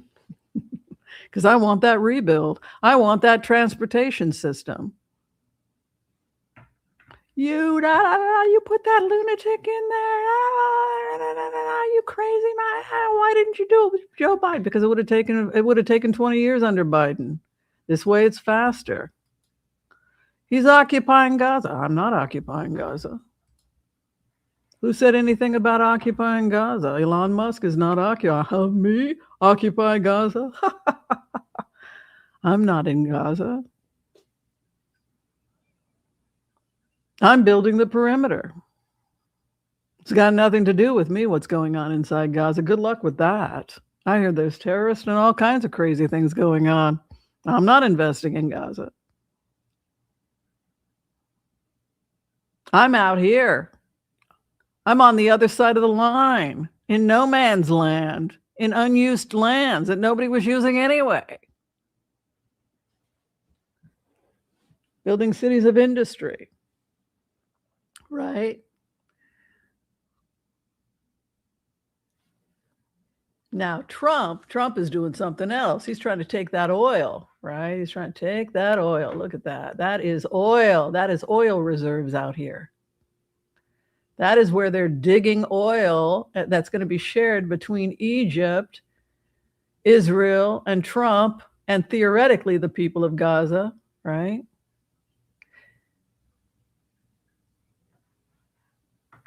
And Elon is just, no, I'm not interested. I'm just going to hang out here in the perimeter and be part of a massive trade route system of everything going in and out of Gaza. So I'm going to make my billions without ever setting foot in Gaza. What did I do? What did I do? What did I do? Right? That's Elon. He's not me. I'm not in Gaza. Not me. Yep. Yeah, I think there's real evidence that Elon helped him steal the election. I do. Quest was saying blocking oil from China was part of the reason. Yeah, oil is definitely a part of this rebuild. Part of the trade route. Absolutely. Yes, oil is king. That is very true. And also blocking oil, blocking Russia's oil, right? There's competition for oil and diversifying portfolios beyond oil. Oh, why? I haven't been watching, but there is a bunch of, look, there's a lot of Iranian, they killed a bunch of school kids. There's no evidence that Israel targeted, nor would they want to, nor would there be any reason to target a bunch of school kids. The function is to take out this leadership and open the way for the Abraham Accords. It's very obvious to anybody who looks at the data. There's no massive conspiracy here. It was planned years ago under the Biden administration. We have all the data. It's kind of irrefutable at this point. It had nothing to do with killing school. Now, there is some evidence that Israel, by the way, is not firing bombs from Israel onto Iran. It's an air operation, as I understand it. However, Iran is firing missiles onto Israel and drones, etc. And an errant missile that was stationed in a residential district in Tehran appears to have gone off, that the Iranian leadership set off, which was directed towards Tel Aviv, and something like 8 people have already been killed in Tel Aviv and hundreds wounded. From what I understand, there have been hundreds wounded on both sides, but 8 people killed in Tel Aviv. Evidently, that bomb that the Iranians set off detonated early and killed some school kids. But neither story has been confirmed. So the question we have to ask ourselves, if we really care about the Iranian people, why weren't we talking about the hundreds and thousands of women who've been raped, imprisoned, and tortured by the morality police, perversions, all kinds of horrible things that have happened to the women of Iran?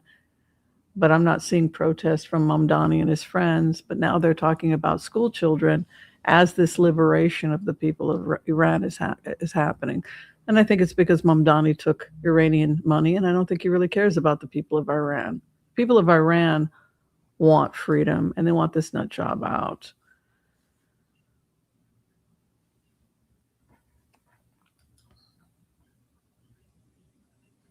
Yeah. Boots on the ground. I'm hoping not, but would be okay if they did. Probably anything to get the rebuild up and running, anything to get the new Abraham Accords up and running. Let's take a look. Great to see you all here. Thanks for being here. Yeah, I don't think any of their readers are just telling people what they want to hear. Trump is bad. Trump is bad. He evil. He bad. The Iranian people are being persecuted. Trump is bad. Trump bad. It's like, you don't know where Iran is on a map, do you? I mean, I'm not trying to be disrespectful. Have you been to the Middle East? Have you been to Dubai? Have you been to Israel? Have you been to Gaza? Have you been to Egypt? Have you spoken to... I don't think the average, no disrespect, the average person talking about this and protesting has a fucking clue what's going on. And I don't think that most people have a clue what's happening. They don't even understand that Biden was all about taking out Iran. Biden was never okay with paying the Iranians not to kill people.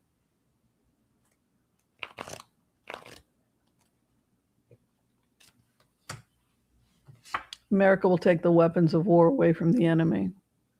5 of Swords. The opposition wishes to heal. So there's a healing that will happen. We can't give credit for the end of the for what's happening because it was under the Trump administration. But like I said, if Biden had been reelected and been in good health, it would have happened within the first 3 or 4 months of his presidency. The people, a lot of people fleeing Iran right now, the extremists. So I would be very worried about the Pakistan border right now. And the final outcome, 10 of Swords also. So we're going to see skirmishes. Like I said, it's going to take 20 years at least to stabilize. You look at the skirmishes that happened between the British and the Americans when we finally built the Americas. You know, it went on for decades.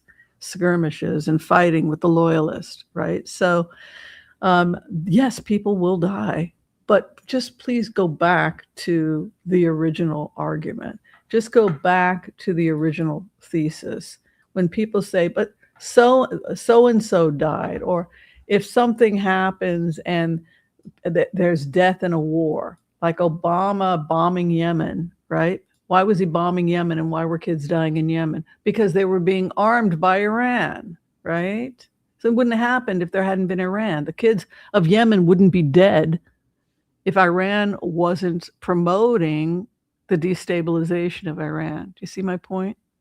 So when we talk about least amount of deaths calculated, we're talking about what's happening right now. We either do this and end it once and for all and build peace zones and a transportation system that's mutually beneficial, and Syria wants to be a part of that, which means everybody has to learn to get along. Or we leave Iran alone and let them do whatever the hell they want. They continue to fund the Taliban taking over the Pakistani government, which has nuclear weapons, and then we will really have a disaster on our hands with unstable governments and nuclear weapons and everything else.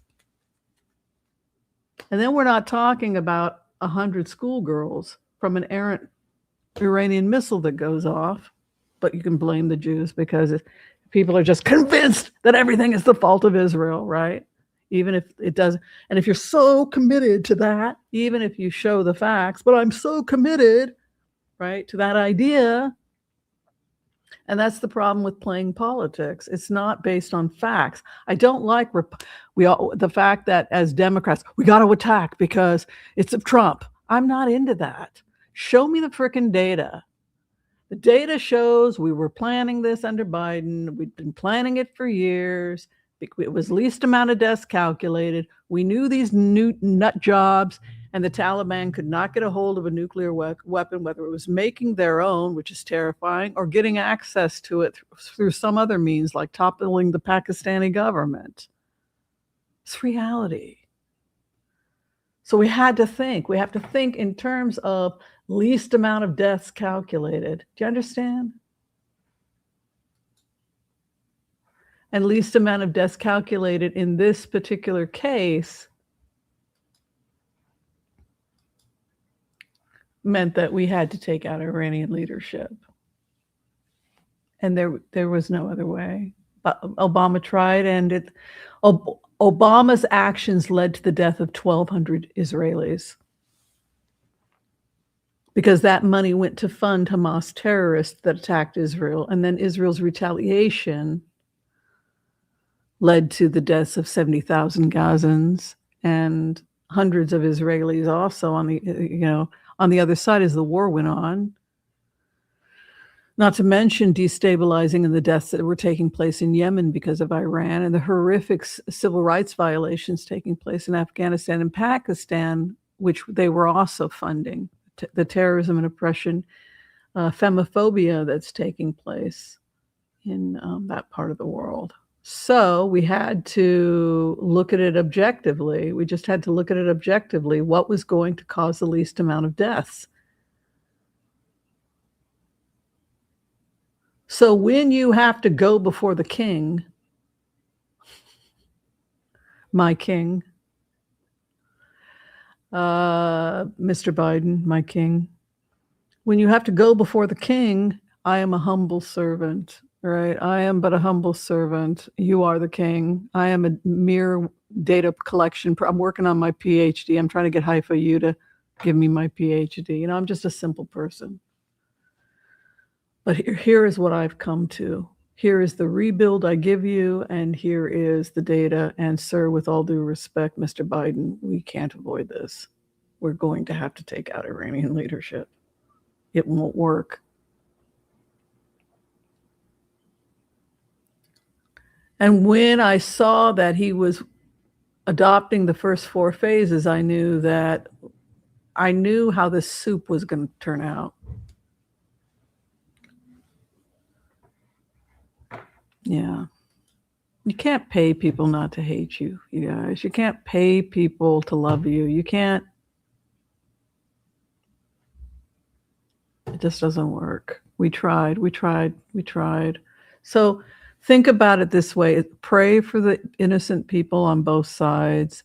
Pray for the war to end. Send good energy. And know that everything was done to keep this from happening. But that as horrible as this could be over the next couple of years, it is a lot better than what would happen if we had done nothing. You know what I'm saying? All right. Thank you, everybody, for hanging with me and listening and hearing how I view it. You guys may disagree. I'd like to see people's data. So far, from the data I've looked at, I feel pretty confident with what I've shared today. All right. If you're trying to get in for a reading with me, you can go ahead and find all that information below. I am out of here. I'm going to go have something to eat. Be kind to all so that all will be kind to you too. I'm just toast. You know, my stomach's off today. Be kind to all so that all will be kind to you too. God bless. Peace out. We'll see you next time. Thank you, guys. Love you guys. Thank you. Bye. Share this with people. You know, share it. Educate people about, you know, Trump delayed the war. He didn't cause the war, right? Thank you, Ed. Bye.